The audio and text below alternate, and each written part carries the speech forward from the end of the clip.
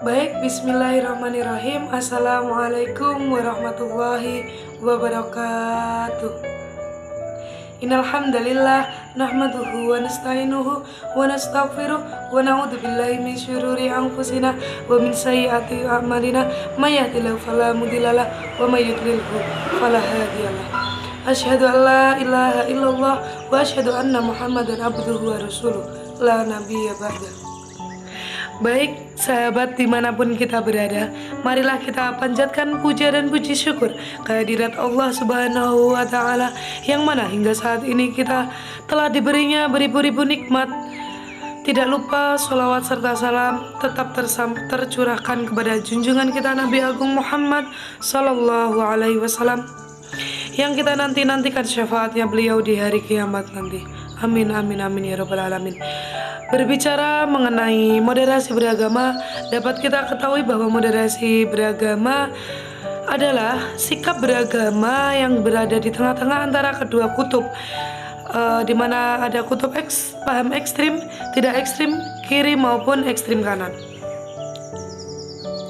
Di dalam Al-Quran yang telah disampaikan, wa hadzalika ja'alnakum ummatan wasatan, telah kami jadikan kalian yang pertama ummatan wasatan, umat yang adil atau umat pilihan. Jadi telah kami jadikan kalian umat di tengah-tengah atau umat yang berada di pertengahan. Kenapa berada di tengah-tengah? Sahabat-sahabat sekalian, kalau kita belajar kajian ilmu kalam, ada dalam kitabnya itu yang dinamakan dengan ta'aruf tasyadudi. Apa itu? Yaitu ekstrim kanan, dan ada yang dinamakan dengan taharuf tasyadudi, yaitu ekstrim kiri.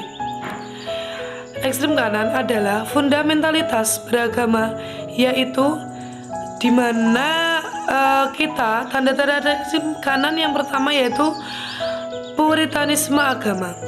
Apa itu puritanisme? Puritanisme diambil dari kata pure yang artinya murni. Mereka yang puritan ingin mengembalikan ajaran agama kepada ajaran yang murni. Implikasinya ialah segala kegiatan keagamaan yang bersatu dengan tradisi, yang berkolaborasi dengan kebudayaan, maka harus dihapuskan. Sehingga Maulid Nabi Muhammad SAW dianggap bid'ah. Tahlilan bersama-sama itu juga disebut bid'ah. Ziarah kubur juga bisa dinamakan bid'ah di dalam ajaran tersebut. Sholat hajat bersama-sama juga bid'ah. Yang kedua yaitu fenomena fundamentalisme dan radikalisme agama. Fundamentalisme sendiri diambil dari kata fundamen yang berarti dasar, sedangkan radikalisme diambil dari bahasa lain radix yang artinya akar. Nah, tapi fenomena ini berada satu tingkat di atas puritanisme tadi. Radix yang artinya akar, karakteristiknya adalah tafkiri, yaitu senang mengkafirkan, bisa mengkafirkan demokrasi, mengkafirkan nasionalisme, atau bisa di situ juga bisa mengkafirkan ideologi Pancasila. Selanjutnya yaitu yang menganut pada sistem ini, mereka yang demokrat, mereka yang nasionalis, mereka yang pancasialis, mereka yang adalah kafir. Ini adalah fenomena fundamentalisme dan radikalisme beragama. Ya, lanjut. Ada yang lebih dari dua fenomena tersebut. Apa itu? Yaitu yang ketiga adalah level yang tertinggi, namanya bisa dinamakan tentang irhabi. Apa itu irhabi ya kawan-kawan semuanya? Irhabi dalam bahasa Arab dan dalam bahasa Inggrisnya disebut terorisme. Irhabi atau dinamakan dengan taharuf tasyadudi, dia biasanya mengambil dari Al-Quran. Wa man lam yakum bima anzalallah falaika humul kafirun. Mereka yang tidak berhukum dengan hukum Allah, maka mereka kafir. Lalu halal darahnya boleh dibom. Nah, itu adalah termasuk dalam ekstrim kanan. Yang selanjutnya ada ekstrim kiri, paham liberal dan sekuler yang mengagungkan kebebasan.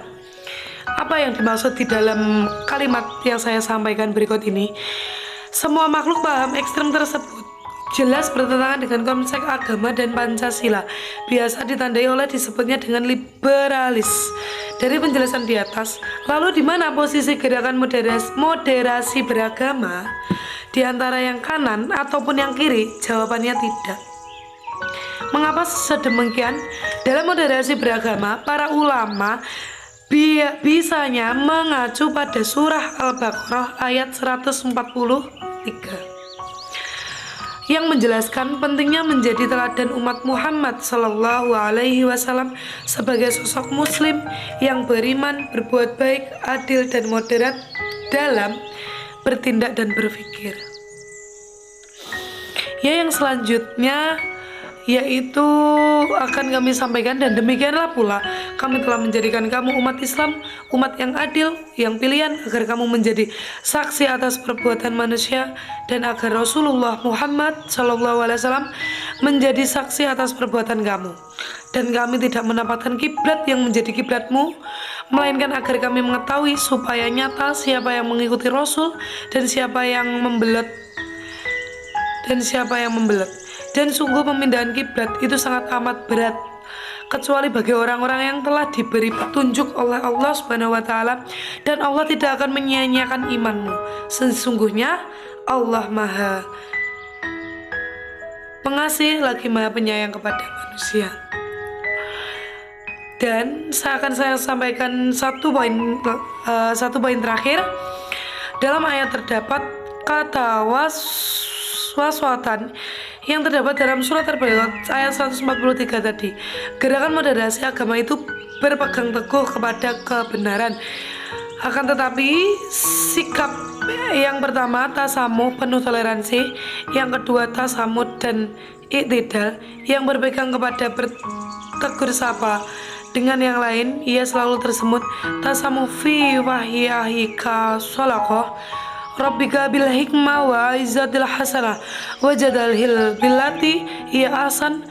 Panggillah atau serulah ke jalan Tuhanmu, dan dengan cara yang hikmah dan nasihat-nasihat baik. Walaupun harus berdebat, maka dengan cara yang bermartabat atau berdebat dengan cara yang baik, dengan adab dan dengan akhlak. Ini adalah gerakan moderasi beragama. Demikianlah yang dapat saya sampaikan. Kurang lebihnya saya memohon maaf sebanyak-banyaknya. Semoga dapat bermanfaat untuk kita semuanya. Mohon maaf atas kekhilafan serta kesalahan. Wabillahi taufiq wal hidayah wa ridha wa inayah. Assalamualaikum warahmatullahi wabarakatuh.